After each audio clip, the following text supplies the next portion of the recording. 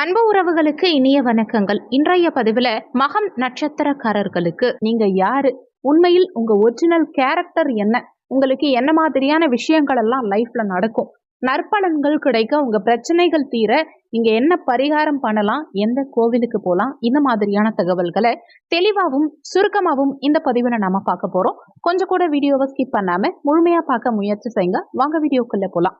மகம் நட்சத்திரத்துல வரும் 4 பாதங்களும் சிம்ம ராசியில வரும். மகம் நட்சத்திரத்துக்கு அதிபதி கேது பகவான். மகம் நட்சத்திரக்காரங்க பிறக்கும் போது கேது தசால பிறப்பீங்க.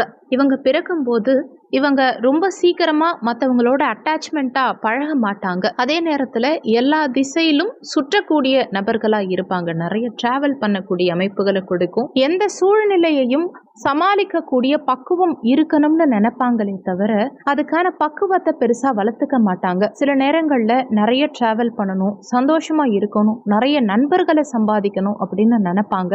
அதுக்கான உழைப்புங்கிறது கொஞ்சம் கம்மியா இருக்கும். மற்றவங்க கிட்ட உண்மை உழைப்புங்கிறத அதிகமா எதிர்பார்ப்பாங்க. அதே மாதிரி தானும் அந்த மாதிரி இருக்கணும்னு நினைப்பாங்க. ஆராய்ச்சி மனப்பான்மைங்கிறது இவங்க கிட்ட அதிகமாவே இருக்கும். எந்த ஒரு விஷயத்துலையுமே முடிவை டக்குன்னு எடுக்க மாட்டாங்க. கொஞ்சம் யோசிச்சு நிதானமா தான் முடிவு எடுப்பாங்க. நல்ல செல்வ சேர்க்கை இவங்க கிட்ட இருக்கும். செல்வந்தரா இருப்பாங்க. காஸ்மெட்டிக்ஸ், வாசனை திரவியங்கள் இது மேலெல்லாம் ஈடுபாடு சற்று அதிகமாகவே இருக்கும். பேசும்போதும் சரி, தன்னுடைய பேச்சுல ஒரு முறைக்கு இருமுறை நல்லா யோசிச்சு தான் பேசுவாங்க. டக்கு டக்குன்னு முடிவெடுத்து டக்கு டக்குன்னு பேச மாட்டாங்க. கல்விங்கிறத பொறுத்த வரைக்கும் நல்ல ரிசர்ச் பர்சன் ஆகிறதுக்கு நிறைய வாய்ப்புகள் உண்டு. நிறைய படிப்பாங்க, நல்லா படிப்பாங்க. அதே நேரத்துல நிறைய தான தர்மங்கள் செய்யக்கூடிய எண்ணம் இவங்க கிட்ட அதிகமாவே இருக்கும். யாரு கேட்டாலுமே மேக்சிமம் யோசிக்காம நிறைய தான தர்மங்கள் செய்யக்கூடிய அமைப்புகளை ஏற்படுத்தி கொடுக்கும். நல்லா பேசுவாங்க. இவங்க பேசுறது மற்றவங்களுக்கு பிடிக்கிற மாதிரி இருக்கும். நல்ல பழக்க வழக்கங்கள் இருக்கும். தெய்வீக சிந்தனைகள்ங்கிறது இவங்க கிட்ட அதிகமாவே இருக்கும். தன்னுடைய பேச்சில் இனிமை இருக்கும்.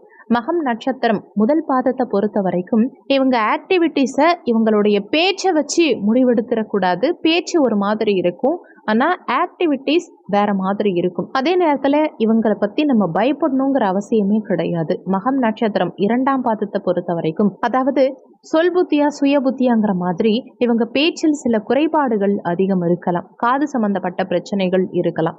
மகம் நட்சத்திரம் 3ஆம் பாதத்தை பொறுத்த வரைக்கும் கொஞ்சம் சாதுவான பர்சனா இருப்பாங்க. ஆனா கோபம் கொஞ்சம் அதிகமாவே வரும். உடல் சம்பந்தப்பட்ட பிரச்சனைகள் அடிக்கடி இருக்கலாம். மகம் நட்சத்திரம் 4ஆம் பாதத்தை பொறுத்த வரைக்கும் ஒழுக்கம் அதிகம் இருக்கும். பேராசை கொஞ்சம் கம்மியா இருக்கும். அதே நேரத்துல நல்ல கரெக்டான பர்சனா இருப்பாங்க.